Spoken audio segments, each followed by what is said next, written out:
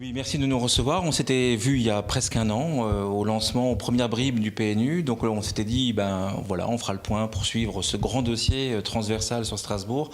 Alors où ça en est aujourd'hui le PNU, particulièrement sur la Robertso, mais plus globalement le PNU de Strasbourg? Nous venons d'inaugurer le jardin de la maison du PNU, le jardin de la Tour du Cholesel, avec l'abri de rouille qui se situe sur le territoire de Königshofen. Entre-temps, j'ai rencontré évidemment les associations de la Robertso, les associations du Conseil des 15, et nous avons décidé, en lien avec ma collègue adjointe de quartier, d'organiser une réunion publique à la fin du mois de mai, invitant tous les habitants pour présenter la démarche du PNU, pour présenter à chaque habitant les possibilités du PNU, définir ensemble un secteur, privilégier quelques grands axes de travail, et puis commencer à écrire le deuxième tome du livre blanc. Premier tome, c'était Königshofen Montagne Vertelso, ce qu'on a appelé le PNU, sous-titre Il Bruche. Le deuxième tome sera le PNU sous-titre Rhin, Neustadt, voir comment on va l'appeler. Aujourd'hui, le PNU, on peut quasiment y mettre ce qu'on veut dedans. Non, on ne peut pas y mettre ce qu'on veut. On reste sur les espaces naturels, la valorisation du patrimoine, le recensement des équipements sportifs, l'urbanisation, les grands thèmes de démocratie locale également, de la faune, de la flore, bref, tout ce qui constitue le vivre ensemble au sein même d'un parc naturel urbain. C'est-à-dire d'un parc urbain, donc dans la ville, mais également naturel, donc la nature en ville. Je crois qu'il y a eu un réel travail qui a été fait et réalisé par un certain nombre d'associations de la Robertso qui ont envie de s'inscrire justement dans la philosophie même du PNU, dans le travail de patrimoine, dans le travail historique, dans la possibilité de créer des sentiers touristiques. Parce que le PNU, c'est un plus également pour l'ensemble de la ville. Et c'est pas l'adjoint au tourisme qui vous dira le contraire, puisque justement, cela permet de développer un autre aspect du tourisme et de la découverte de Strasbourg.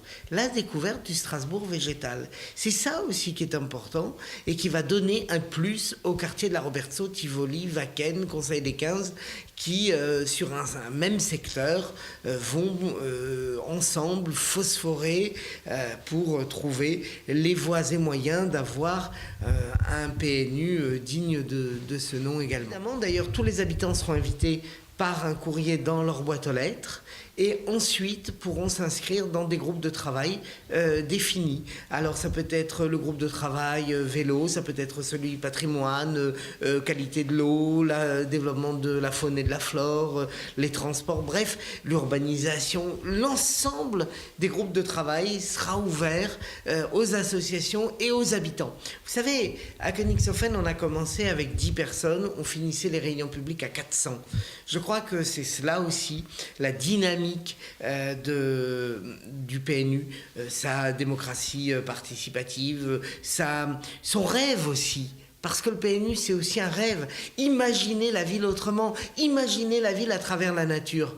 Certains pourfendeurs du parc naturel urbain ont traité cela de schmilblick. Aujourd'hui, ils en sont pour leur compte. Il y a toujours en matière de démocratie locale de faux espoirs. Mais je dois dire que le projet de PNU est un projet, je l'ai dit, territorial et structurant, et qui permet de rapprocher davantage le citoyen du centre décisionnel, et qui permet aussi de rapprocher le citoyen de son quartier, de son identité.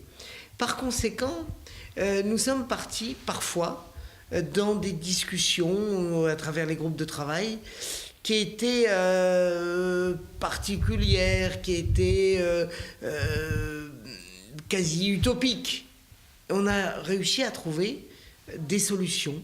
Et je crois que l'espoir vient par l'émulation, par le travail du PNU. Lorsque nous avons aménagé l'arrière de Saint-Gall, du secteur Saint-Gall et du cimetière historique Saint-Gall de Königshofen, avec des prairies, avec des jardins partagés, avec des jardins familiaux, avec un terrain de permaculture, je crois que petit à petit, un certain nombre d'habitants se sont dit que finalement, ce dont ils rêvaient existait. Lorsque l'on a introduit les moutons dans le jardin de la maison de retraite Emmaüs, Königshofen, au début, c'était des bêtes un peu particulières. Aujourd'hui, les moutons font partie intégrante de l'histoire maintenant de Königshofen. Nous avons du miel de Königshofen qui a été primé à Paris, au championnat de France de Paris. Et bien tout ça, c'est le résultat des ateliers de travail du PNU, c'est-à-dire des résultats des ateliers de travail des habitants.